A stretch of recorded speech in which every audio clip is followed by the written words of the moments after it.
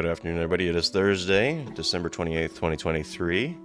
So I debated about how I was going to handle today. I have something I have to take care of during the middle of the show. So I decided that we're going to take a look at this documentary. So if you, I'll announce again, but if you happen to be on YouTube, we're going to have to cut it at that point in time. But it's kind of going over the rise and fall of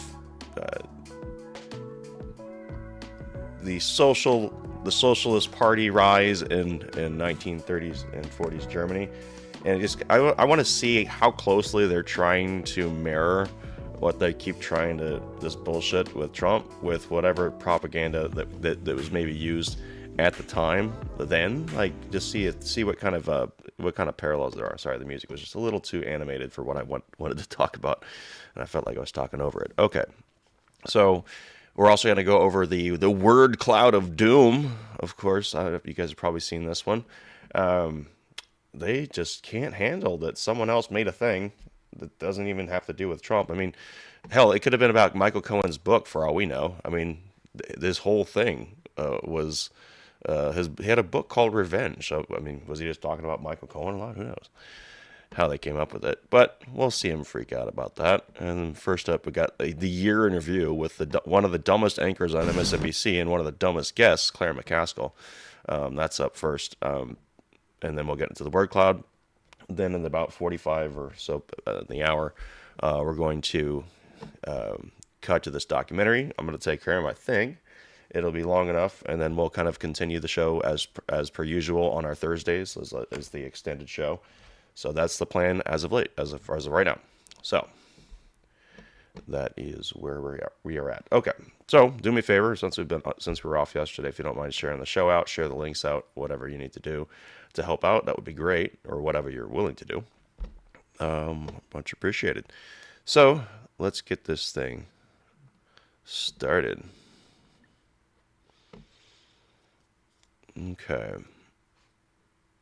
The first thing, did I turn on YouTube? I did, dude. Okay. So I got like a billion things going on in my mind today.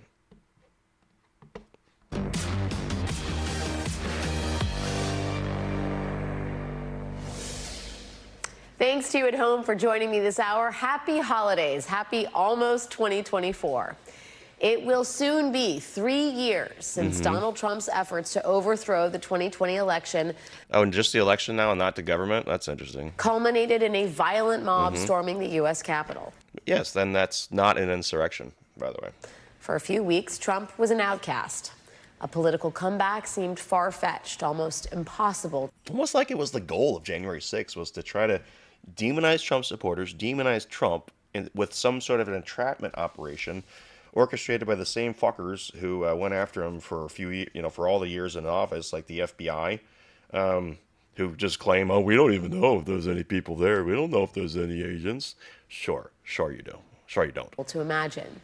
And yet, thanks to his allies in Congress and the MAGA movement on whole, Donald Trump has emerged here at the end of 2023, not merely a rehabilitated politician, but as the undisputed leader of his party. Yeah, because we figured out all your shit. And when I did that, that's the T in Homestead, colloquial we have figured that shit out. We, the people, have figured your fucking shit out. And that's why support grows. It's not because people are being deceived. It's because people are understanding that they had been deceived by you cunts in the media. Now, Trump began this year as the prohibitive favorite for the Republican presidential nomination. I'm sorry, what the fuck is a prohibitive favorite? In January, he had a monster 20-point national lead over his closest rival, Florida's governor, Ron DeSantis. And in the months since, Trump's lead has only widened. At this point, a rematch against Joe Biden appears almost inevitable. And yet, while Trump's march towards the Republican nomination this year was mostly interrupted, there has been, for the last 12 months, an X factor that he has had to contend with, a series of criminal investigations. All right, so I guess in this meaning, prohibitive, because I understand the base word, they're saying it's almost certain to perform, win, etc., in the expected way. So yeah, that would be correct. As the year Miss began, Fancy Trump Pants. was the subject of criminal cases I'm a journalist. in New York and No, you're Georgia, not. You're a as well as repeater. 2 separate federal investigations led by the recently appointed special counsel, Jack Smith. Remember, when this year began, we were all talking about whether the former president would be indicted. It was definitely not a sure thing. And Yeah, I mean, not looking back on it, because I mean, think about where we were and what I was saying. I thought they were just going to have this be the Mueller report and just say, okay, we're going to just not indict, because they kept kicking the can down the road. Because remember, it was Fani Willis was supposed to go in November of last year. She's like, I'm ready to go, but I'm going to wait until after the election, and I'm going to do it in December. And then she didn't wait. Then she waited until what? It was April. So our mindset last year, that's where I was. I was like, they're just going to kick the can down the road. They don't have cases, because we unraveled every single one of their things. And all their bullshit indictments, we unraveled, or their investigations. We were unraveling it in real time with what the news was saying. I use that term very loosely, the news. There was no case to be made. So when they finally did that, that's why it was so kind of surprising, even though I was just like, they're not going to do it. Come on, do it already. There's no way you're going to do it. And it wasn't until they were so desperate, because their savior candidate challenger, Ron DeSantis, completely imploded. And I think this is why you saw with everything there. They probably would have been fine just saying, Alvin Bragg, go out there and make an ass of yourself off these payments that influence election, which were paid after the election. Sure. And Fani Willis's case is equally as stupid.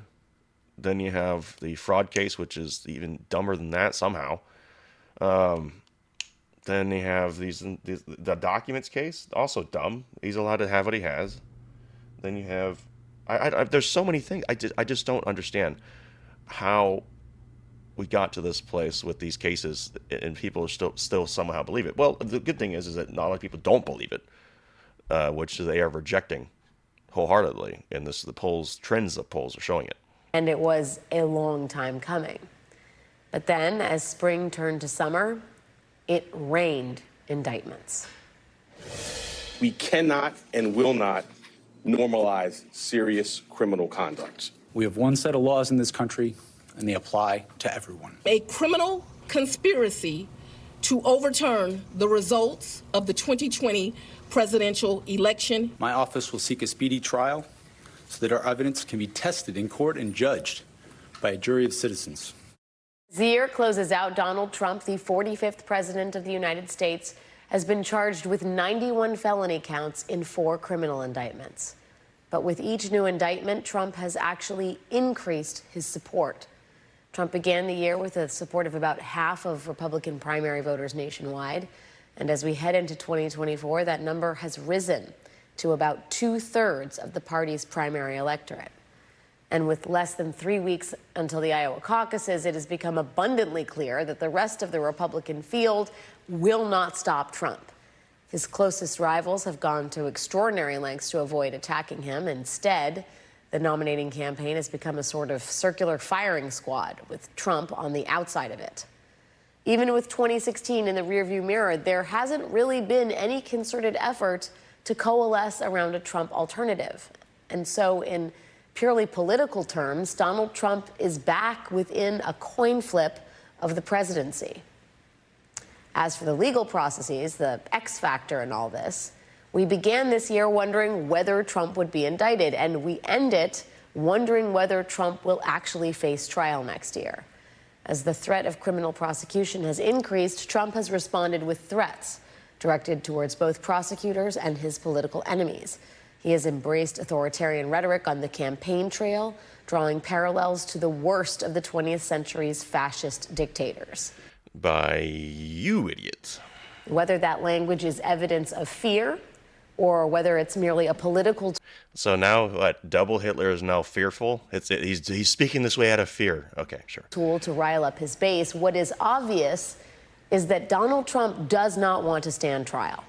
For months, Trump has deployed every tool in his legal arsenal. Yes, everyone is allowed to file appeals. You know why most people aren't able to file appeals? Because they don't have the financial means to do so. That's why. to delay judgment. Before this year even began, he succeeded in Oh, getting look at her. Florida Like she understands what's really going on. Look at that. The arrogance of these people, I tell you, is just beyond me. Federal District Judge Aileen Cannon to appoint a special master, which set the Mar-a-Lago documents case back for months. His recent maneuvers suggest. And it was the right thing to do. I mean, you want to talk, talking about year and recap here. It was the absolute right thing to do, because what ended up happening? Jack Smith had to charge him from where? From Florida. And that is where they said, oh, your jurisdictional grounds, it shouldn't be here. Well, she understood why it needed to be there, because everything that happened took place in Florida. If any kind of, with this entrapment, with the process crime entrapment, that's what this was. That's what it was. That scheduled May trial may not actually be held until after the 2024 election. And in his D.C. federal election interference case, Trump's numerous appeals have resulted in a prolonged pause in that trial and may end up delaying its scheduled March 4th start date. It already did. What are you talking about? It already did. For some time. Oh, no. I'm so sad for you. So when these historic federal criminal trials actually begin... Yeah, sure. Well, that is a very open question. And then, of course, there is the question of what happens when Donald Trump is found innocent or when he is found guilty. And if that judgment comes when he is outside of the White House or back inside the Oval Office. 2023 has been an historic year. The rule of law has been tested in ways unseen in American history. But wow, does 2024 look like it's going to be an even greater challenge to the basic foundations of our democracy. Here goes nothing. Joining me now is former Missouri Senator and current MSNBC political analyst, Claire McCaskill. And massive cunt. You don't leave that one out. If you're going to add moniker, superlatives to people, you got to make sure you call these people massive cunts. Claire, thanks for being here. It's Especially hard when to they even deserve it. remember everything that we've lived through this year. And yet I have a sinking feeling that it pales in comparison to what is ahead of us. How are you thinking about the year behind us and the year ahead? Well, I think, first of all, I think it's important to remember that a lot of Democrats lost confidence when Donald Trump won in 2016. Because, truth be known, no one thought Donald Trump would win, including Donald Trump. That's a fake thing. They keep saying, oh, he just was running for his brand. Fuck off. That's clearly not true. You don't do that just for the sake of that. You just don't do it. And when he did win, there was it kind of shook the foundations of everyone believing that, well, you can't. You mean like elections? Like everyone said that he was illegitimate because the Russians hacked servers and whatever bullshit, and that people should ignore the Electoral College, and that they should on January 6th object to the certification of Donald Trump's elections. His electoral votes, that kind of thing. The thing that you demonize everyone else for, even though you literally did it for the fucking 4 years preceding it. Yeah, that shit. Do and say those kinds of things and be president. That's not what we are in America. Well, I think America needs to change, because right now we were being led by a bunch of hapless pussies in the GOP. Now collectively, we all now completely understand, and again, the polling kind of shows it, just to fall back on that a little bit, that people understand it's a uniparty, and they're not going along with it. Well, it turns out that you can. And not only did he say those things before he got elected president, he kept acting that way the entire time. I know. He kept grabbing all of you fuckers by the pussies, and you haven't shut up about it. Busting norm after norm. Oh, no. Oh, my God. I got to go over to the fainting couch. Hang on, guys. I got to go over. Just hang on. Holy shit. The fucking norms. Holy shit. Every time it comes up, you guys know. You got to board up your windows, because the zombies are coming. Because the norms, the sacred norms, let me make sure I preface that. The sacred norms have been violated. Therefore, society has been broken down, and the zombie horde is on its way to your door. Board them up now. Cozy. Don't stop the hammering. You got to use the hammer to board them up. Up to the worst leaders on the planet. People who do not believe in freedom. People who do not believe in human rights. Everything he did would lead one to believe that, of course, that everything needs to change for the better. he wouldn't get reelected. And then he almost did. He did. I mean, in terms of whether or not he should have been the one that's, quote, the media crowned the winner, yes, absolutely. There was so much fucking chicanery with the 2020 election. All you need to look at is the signature matching rate. That's it. That alone, right there. Chain of custody. That alone, right there. The suppression of quote, Russian misinformation. That alone, enough. So when you put all that shit together, you still had to out fucking cheat. And now you see January 6th and all these criminal indictments, and you say, well, of course he can't win again. And the polling would indicate that all of this has made him stronger. So it's understandable that people are really worried about next year. It's also true that Donald Trump did not win the popular vote in 2016, and he did not win in 2020. And when he has been pushing candidates on the ballot, most of them have lost, and his party has lost ground since he became a leader. So everybody needs to take a deep breath, say Happy New Year to everyone, realize that this is in the hands of the American people, and we can do something about it. And then watch, when it's in the hands of the, quote, American people and everyone votes him in, they'll say, well, obviously we need to get rid of the Electoral College because we just have to have the popular vote. And what happens if he wins the Electoral College and the popular vote? They'll say, well, our election system all around is broken. You know what they're going to say. Every single time these fuckers doesn't go their way, it's always the opposite thing, or this thing is broken, or now this is working. The people have spoken if it goes their way, right? So it's the same thing every fucking time. It's just directional, where the wind goes. How people don't understand that or see that in the normie land, I just don't understand. How can you completely contradict yourself? I guess they just don't see it because, for whatever reasons, I don't know what kind of mental block is there, but it's there. By making sure that someone takes office that respects the Constitution and doesn't vow to terminate the Constitution. I noticed that you said this is in Well, he didn't vow to do that, so okay. the hands of the American people. You did not say this is in the hands of the American judicial system. Does that reflect a belief on your part that there is not actually going to be a criminal trial for Trump that is resolved before the election? I think Jack Smith is going to try very hard. I think the Supreme Court is probably going to move with some haste on the cases that will be in front of them. But understand this, Alex. If these cases are not tried, if none of them are tried, and Donald Trump wins, then the federal cases go away. And then we have another crisis. We have a crisis that if he appoints an attorney general on the promise that the attorney general will dismiss these cases against him that are federal, the Mar-a-Lago documents case and the which is a bullshit case. Obstruction case. That's a bullshit case. In Washington, D.C., both being handled by Jack Smith. You said obstruction case, and then you said both, so you misspoke. Because you're getting emotional. If he says, my attorney general is going to dismiss them, that attorney general has to get confirmed by the Senate. So now all of a sudden, we have to worry about the Senate elections and whether or not the Senate will confirm an attorney general who has promised to ignore the law and the facts and prop up someone who is doing everything they can to run for president and stay out of prison. And I'm not sure which is more important to him at this point. Are you at all concerned? I mean, we talked in recent closing weeks of this year about how Trump, if elected, could do an end run around the guardrails, effectively just not even looking for Senate confirmation, but just appointing act. If you guys know that, so the guardrails are there to protect the norms, and so it's like guardrails is like the lower version of the norms. So they have guardrails, but then when you exceed it, you've broken the norms.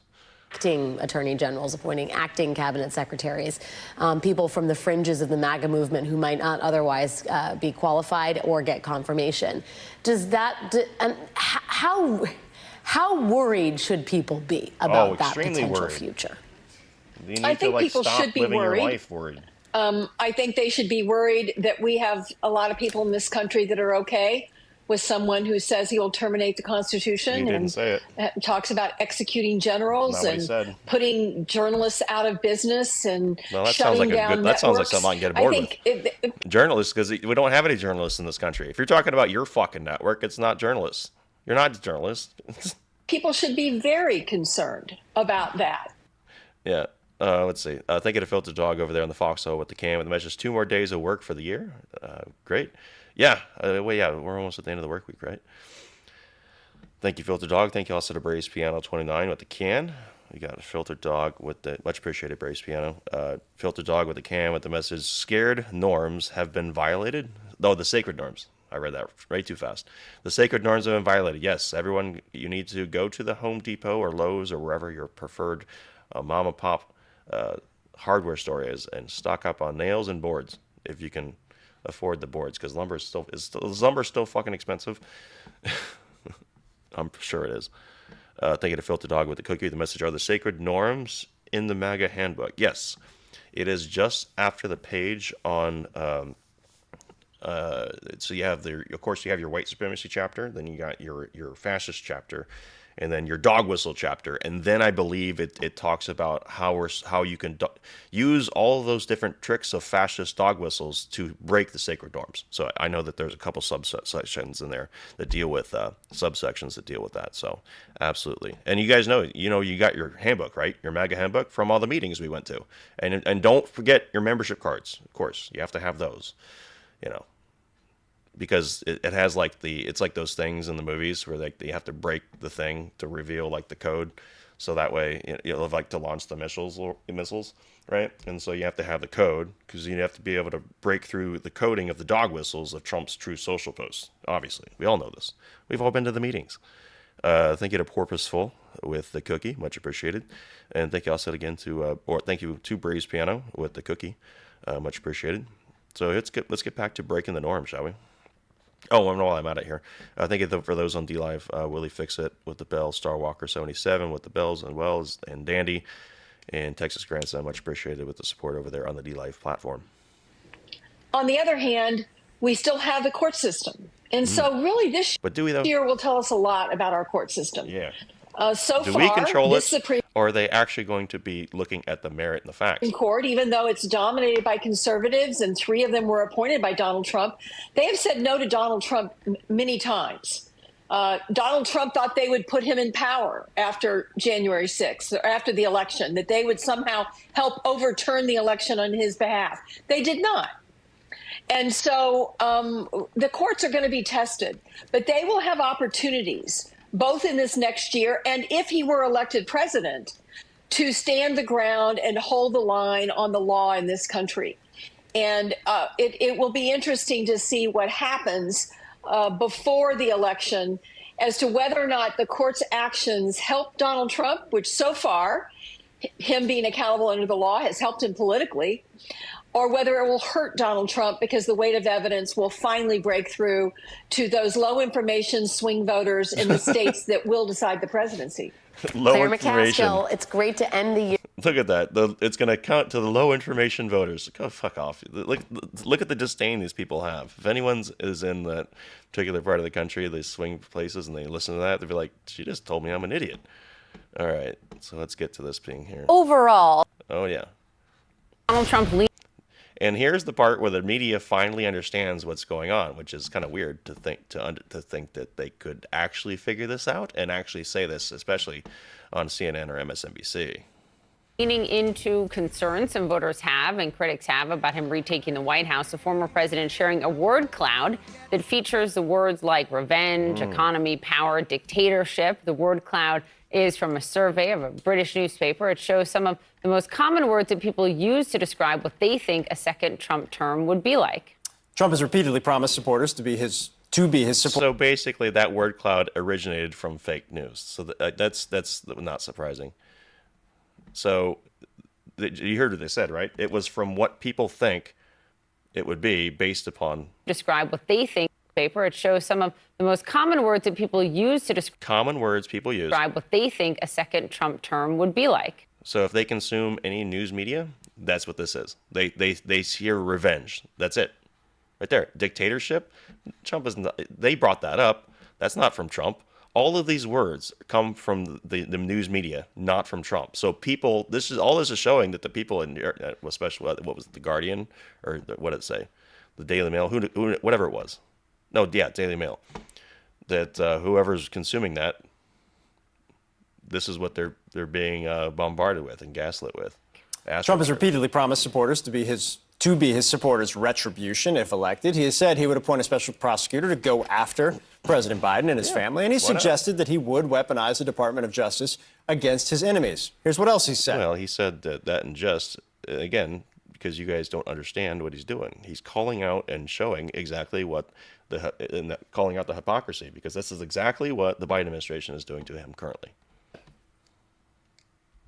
For those who have been wronged and betrayed, I am your retribution. I am your retribution.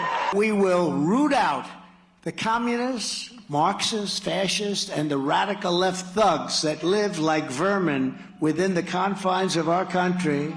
Under no circumstances, you are promising America tonight, you would never abuse power as retribution against anybody. Except for day one. He says, you're not going to be a dictator, are you? I said, no, other than day one. Back with us now, CNN national correspondent Kristen Holmes and CNN political commentator and former special assistant to President George W. Bush, Scott Jennings. You informed us with your reporting on this, Kristen, a couple hours ago. There was no strategy behind Trump putting this up, right? I mean, this word cloud was, about how people feel about him and how he's running his campaign. What are your thoughts on this?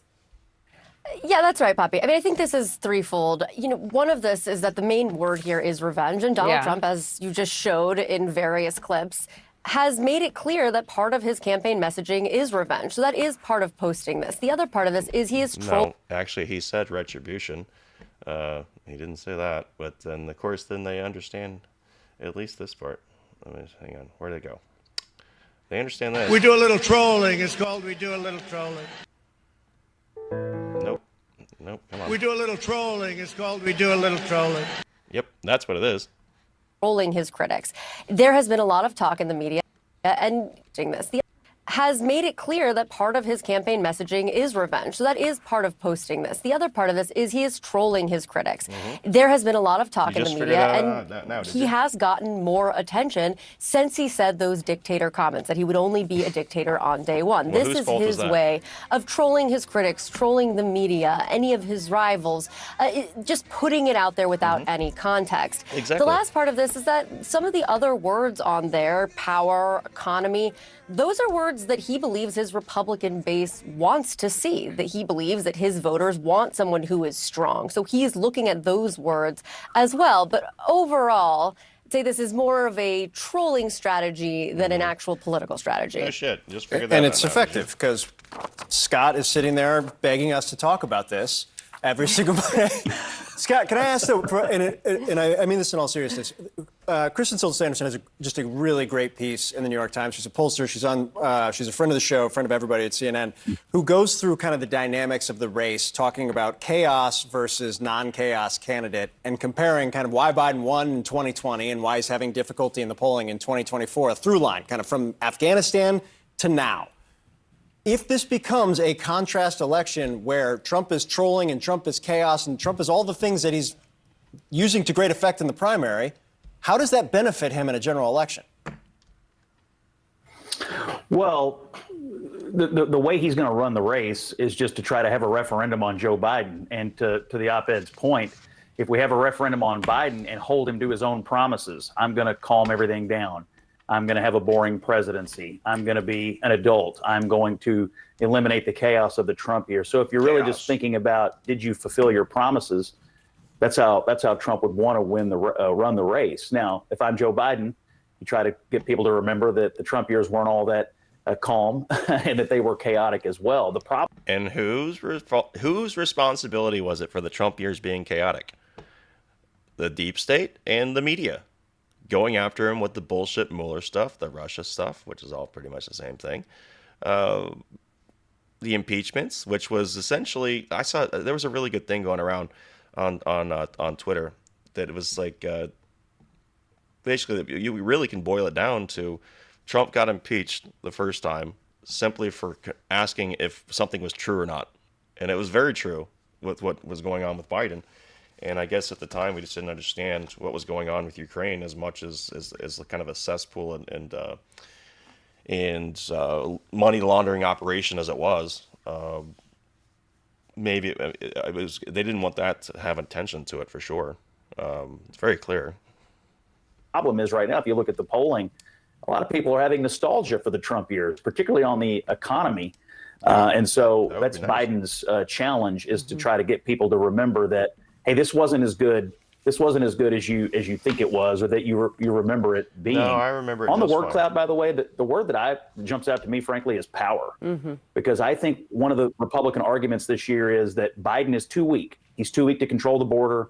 He's too weak to manage these international crisis situations that we have popping up everywhere. He's too weak to control inflation, or So it's really less about here's my policy prescription and more about, you're just too weak to do anything about any of these problems, and we have to eliminate that. So it sort of absolves you of having a policy platform if you just project strength over weakness.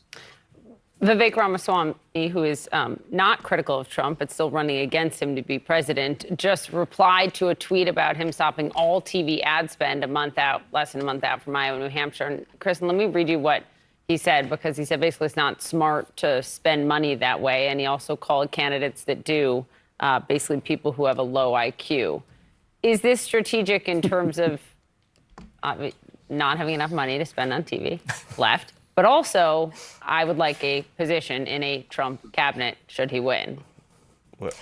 Well, he's spending his own money, and he understands that at this point in time, it's pretty much set in stone. So why spend the money? I actually don't mind that attitude. I mean, that's like if the government actually operated like a business, the way I think, well, Trump maybe Vivek would want to do if he had some sort of position in there.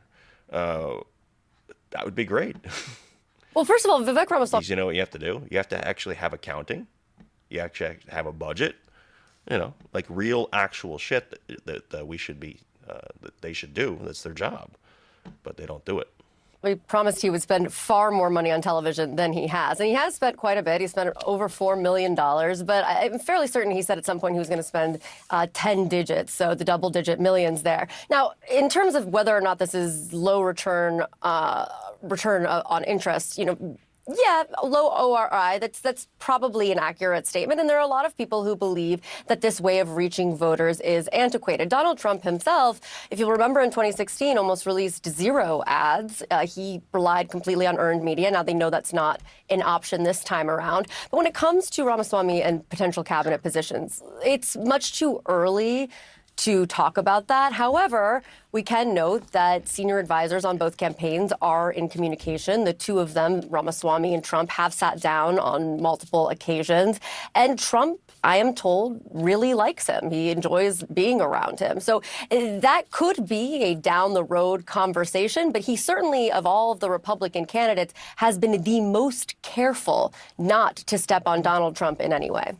Scott, as somebody who's been involved in a number of campaigns in the past, if you pledge that you're going to spend $10 million, spend a little bit over $2 million, and then pull all your ad spend down, and then say the reason is why is because you found a new way to do things, and everybody who buys TV ads is an idiot, do you feel like he's found a new way to do things, or he doesn't have any money? Well, somebody laughed in the background. The dude's like loaded. Like, what do you mean? He didn't have any money? Come on. He's doing a lot of self-funding, so I guess he has all the money that he wants to spend. What I suspect is happening is that they found out that his campaign is dead. He has no chance to win, and so he doesn't want to spend his own money on these TV ads that he claimed he was going to do. Like I said, the race was set in stone. There's no reason to spend the money. This was clearly him propping himself up for some run later.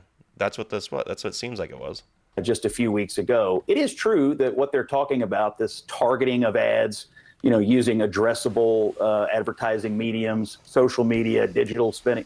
Campaigns do that, but they usually do it in conjunction with TV ad spending. I suspect what he's doing right now is planning an exit strategy, trying to save as much of his own money as he can and figuring out the exact right time to get out of the race and endorse Donald Trump to please Donald Trump the most. He's essentially functioned as a Trump surrogate or a Trump stand-in on the debate stage and throughout this campaign. So I have no reason to believe that won't continue. Yeah, I don't disagree. All righty, guys.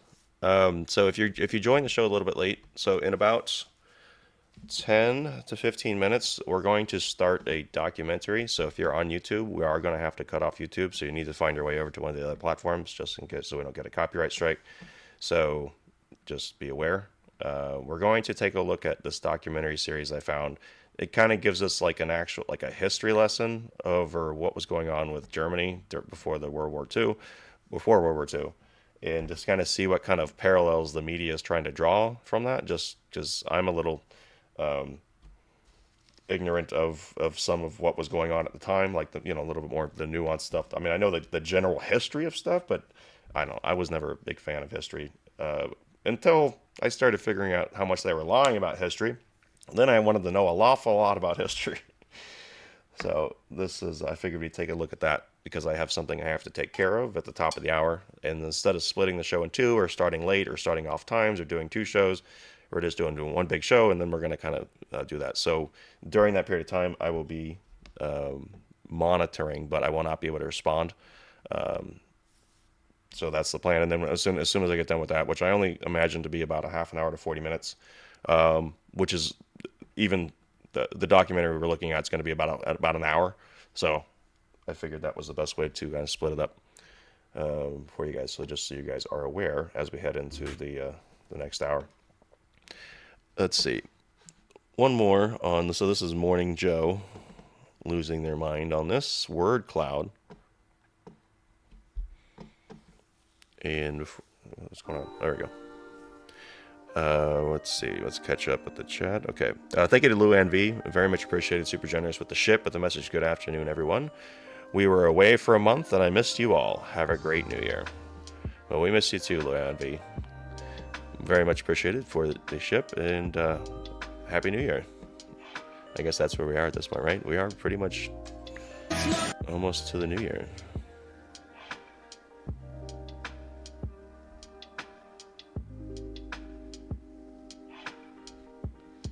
Revenge rose to the top of that list.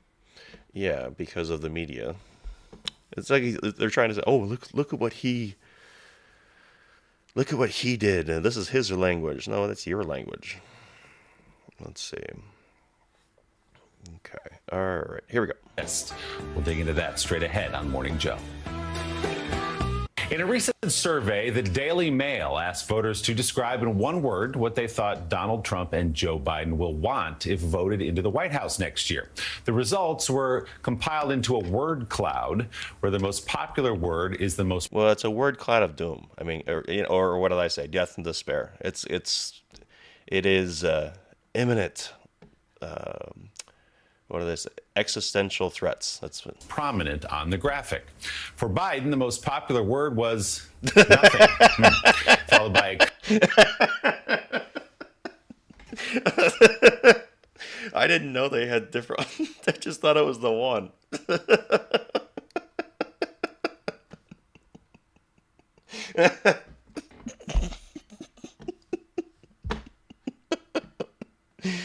Really? That's hilarious. Economy and peace. For Trump, the most popular word was revenge, followed closely by dictatorship and power. Trump then posted that word cloud to his social media page. Very proud of the outcome there. Jonathan Lemire, certainly this is not a scientific study, but perhaps instructive on both counts in some way. Donald Trump really enjoying the fact that people associate his returning to the White House with revenge, possibly because that's explicitly what he has said this is going to be about. He did not say revenge. He said retribution. And on the other hand, if you're Joe Biden or the Biden campaign, you probably don't love seeing the word nothing, the first thing I know that comes to mind for voters. No, on the eve of an election year, nothing is a tough word to see at the center of your word cloud. But at least President Biden's team didn't then post that on social media, unlike what Donald Trump did. And this is a man, Susan, who has flat out told his supporters, I will be your retribution. He and his aides talk about how he will get revenge on his political foes, crossing all kinds of lines of norms and democratic values to do so. And I guess when he says something, we should just believe him. And if we believe him, that's pretty scary stuff. You know, that's really a lesson from 2016, right, where there was a lot of debate about taking Donald Trump, the candidate, literally or figuratively. And we discovered that, yes, what he says he means, that he does things that seem unlikely when he says them initially. Donald Trump is making no secret about his agenda if he wins the White House again at the end of next year. And so we should take him seriously when he describes these things. As you say, there's a big warning flag here for the Biden campaign as well, for having failed. If former President Trump has outlined a clear agenda of revenge, the current president, Joe Biden, has a political imperative to outline an agenda that Americans understand, and they hope one that they will back and support. That is something I think it's fair to say he has not done so far. So Donald Trump continues to claim he should be immune from any prosecution surrounding his efforts to overturn the 2020 election. Over the weekend, the former president and his attorneys demanded a federal appeals court toss out the federal election interference case against him. And he reiterated that stance last night in a post on Truth Social, writing, "I wasn't campaigning. The election was over. I was doing my duty as president to expose and further investigate a rigged and stolen election. It objectively was not." Many of the people who worked with and around the former president have said as much. Joining us now, MSNBC Justice and Legal Affairs analyst Anthony Coley. He was most recently the top spokesman at the Department of Justice under Attorney General Merrick Garland. Anthony, good morning. It's good to see you. So it feels like we've had this conversation about whether or not the former president should be or was immune. This has been sort of asked and answered, to borrow a legal term. What's your take on the take from the president, the former president's lawyers, that he should have immunity from this huge federal case looming over him? Right. Well, thank you for having me. This is an untested legal question, but I tend to believe that sometimes the law and common sense are aligned, and I just cannot imagine that any court would give Donald Trump a lifetime get-out-of-jail-free card for criminal acts committed while he was president. And it's not criminal acts. He's arguing that these are official duties, and then other arguments as well, but that's the main one. And another thing, I'm really was struck by this word cloud that you just mentioned, and you and Susan just had this great conversation about. I think more than anything, Willie, is that cloud, that graphic that he reposted was posted from, did it hurt your feelings? From a position of weakness, not a position of strength. This comes from a position of weakness and not strength. Joe Biden's main word was nothing. Okay, sure. I think he knows full well that next year at this time, he could, number one, he could may have be lost to Joe Biden again decisively, or he could actually be criminally convicted by a jury of his peers. There's no jury of peers here. Come on. Court of law. And I think more than anything, what we see with both of these posts is a president that is afraid. Anthony, I think there's the other possibility, though, that he could have won and he could be making the criminal prosecutions go away. And I want to get your take on the development we had at the very end of last week, which was when the Supreme Court did not decide to immediately hear Jack Smith's effort to expedite the appeals process to get the January 6th federal election interference case on the fast track. So there's going to be at least some delays, it would appear, from that early spring start date. So what's your read on whether you think SCOTUS will perhaps eventually pick that up after it goes through the process? And when might that trial actually start? So I think, yes, they're going to eventually pick this up. But, Jonathan, I spent some time home in North Carolina this weekend, and on the wall in my mother's kitchen was the Serenity Prayer. Do you remember the first line of the Serenity Prayer?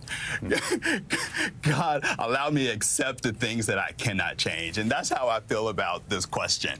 There are certain things that we're going to have to leave to the courts to have. But I think at the end of the day, what is good, what is right, what is just, I think those types of things will always win out. And so we're going to let the courts do what they're going to do. And I think at the end of the day, Donald Trump is going to be held accountable for his efforts to overturn the election. It's unclear when he's going to face accountability, but he's going to face accountability in a court of law by a jury of his peers. Almost like he practiced it in the mirror. You're going to be held accountable by jury's peers. You're going to be held accountable by jury's peers. Yeah, sure. All right. Alrighty, guys, we are to that place. So, let me pull up this documentary. If you are on YouTube, you need to go find one of the other platforms. Unfortunately, just because I know that this will probably get a strike, so you're going to have to check out that on one of the other platforms. Mods, if you don't mind dumping the links in there. We got Rumble, we got DLive, Twitch, Twitter, if you want, and of course the Comfy Bucker, Pill.net, and the Foxhole. So that is the plan. We got to roll over there. So thank you, YouTube. We have to unfortunately cut the stream there. Hop over to one of the streams. Thank you.